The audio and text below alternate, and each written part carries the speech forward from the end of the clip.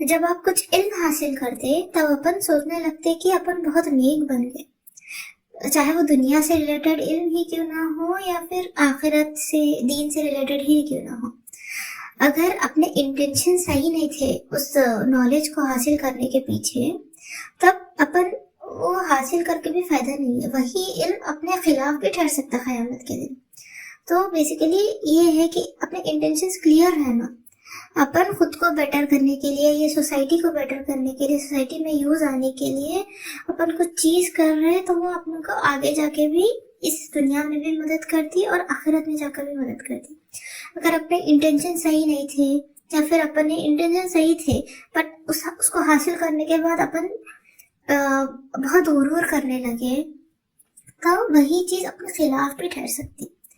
तो जो नॉलेज है अपने लिए एक ट्रायल भी बन सकती, अपने लिए एक टेस्ट भी बन सकती। तो इसी के रिलेटेड एक स्टोरी है जो अपन को सूरह कहफ में अल्लाह हर 7 दिन में याद दिलाते हैं सभी, क्योंकि मैंडेटरी है पढ़ना, मैंडेटरी नहीं है, सुन्नत है पढ़ना सूरह कहफ को। तो एक बार अल्लाह मूसा अलैहिस्सलाम को बोलते कि मेरे एक बंदे हैं क़िदर, जिसको बहुत नॉलेज है, हिकमत है। तो मूसा अलैहिस्सलाम उनको ढूंढते और उनको बोलते कि मैं आपसे सीखना चाह रहा हूँ। क़िदर अलैहिस्सलाम बोलते कि आप ठीक है, आपको बहुत सब्र रखना पड़ता और कुछ भी नहीं पूछना जब तक मैं खुद से नहीं बताता। मूसा अलैहिस्सलाम कंडीशंस पे एग्री करते और उन लोग दोनों उनके सफर पे निकल जाते। तो लोग चलते रहते, वहां पे एक सी आती, वहां पे कुछ शिप्स रहते जो लोगों को ये कोने से वो कोने तक लेके जाते रहते। मूसा अलैहिस्सलाम और क़िदर अलैहिस्सलाम के पास पैसे नहीं रहते, वो लोग आजीजी करके उस बोट में चढ़ते। थोड़ी दूर जाने के बाद क़िदर अलैहिस्सलाम उस बोट में छोटा सा सुराख मार देते। वो देख के मूसा अलैहिस्सलाम बहुत गुस्से में आ जाते हैं। वो पूछते कि क्यों करे आप ऐसे। क़िदर अलैहिस्सलाम बोलते कि ठीक है सब्र रखो, मैं बोलता हूँ टाइम आने पे। फिर उस बोट से उतरते, फिर आगे जाते रहते, वहां पे कुछ बच्चे खेलते रहते। क़िदर अलैहिस्सलाम एक बच्चे को मार देते। ये देख के मूसा अलैहिस्सलाम बहुत फ्यूरियस हो जाते, बहुत गुस्सा आ जाता उनको। फिर पूछते उन्होंने कि आप क्यों करें आप ऐसे। फिर क़िदर अलैहिस्सलाम बोलते कि ठीक है ये आखिरी बार है, अगर आप दोबारा से पूछे तो मैं आपके साथ कंटिन्यू नहीं करता। फिर चलते रहते, वहां पे एक गाँव आता। अब ये टाइम पे उनको बहुत भूख प्यास लगती रहती, तो वहां पे गाँव वालों से उन लोग मदद मांगते। वहां के गाँव वाले बहुत कंजूस ये किस्म के रहते हैं, तो उन लोग कुछ भी मदद नहीं करते। वहां पे दीवार रहती जो गिरते रहती, मतलब गिरने के कगार पे रहती। तो ख़िदर अलैहिस्सलाम उस दीवार की मरम्मत करते। वो देख के मूसा अलैहिस्सलाम फिर पूछते कि इन लोगों को कुछ पानी तक ऑफर नहीं कर सके, आप क्यों इन लोगों की मदद कर रहे हैं। तो ख़िदर अलैहिस्सलाम अब बोलते कि ठीक है देखो हो गया, आप नहीं सब्र रख सक रहे, अपना सफर यहीं तक का था, मैं आपको समझाता हूँ कि मैं ये चीज़ें क्यों करा।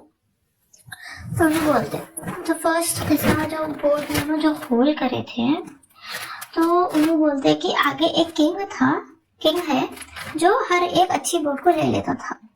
ये 2 फिशरमैन थे, उन लोग बहुत अच्छे हैं, मतलब बहुत जेनरोसिटी दिखाया और उन लोग मेहनत से कमा रहे। अगर मैं वो बोट में सुराख नहीं करता तो उनकी बोट वो किंग ले लेता था। तो मैं एक छोटी सी सुराख कर दिया ताकि वो मरम्मत के बाद वो लोग उसको चला सके और किंग भी नहीं लेता करके। उसके बाद क्या होता है कि वो बोट वाले बहुत अमीर हो जाते हैं, क्योंकि सारे बोट किंग ले लेता, दूसरों के जो भी सारे बोट्स होते वो किंग ले लेता, तो सिर्फ ये एक ही बोट बचती। तो लोग इसी को यूज करते और लोग उसकी कमाई से बहुत अच्छे पैसे वाले बन जाते। तो इसमें हिकमत ये है कि जब आप आपकी बुरे से बुरे हालात में भी दूसरों की मदद करेंगे, दूसरों से जेनरोसिटी दिखाएंगे, तब अल्लाह ताला आपकी बहुत मदद करेगा। और दूसरी चीज़ ये है कि अगर देखो, अगर आप वो फिशरमैन की प्लेस पे रहते तो फिशरमैन तो उन लोग को हेल्प करे थे, उन लोगों को बिना पैसे के भी उनकी बोट पे चढ़ने दिए थे। تو اگر آپ ان کے پلیس پہ رہتے، آپ یہ دیکھتے کہ جس کی آپ ہیلپ کریں ان لوگ ہی آپ کا نقصان کرے تو آپ کو کتنا غصہ آتا، ٹھیک ہے.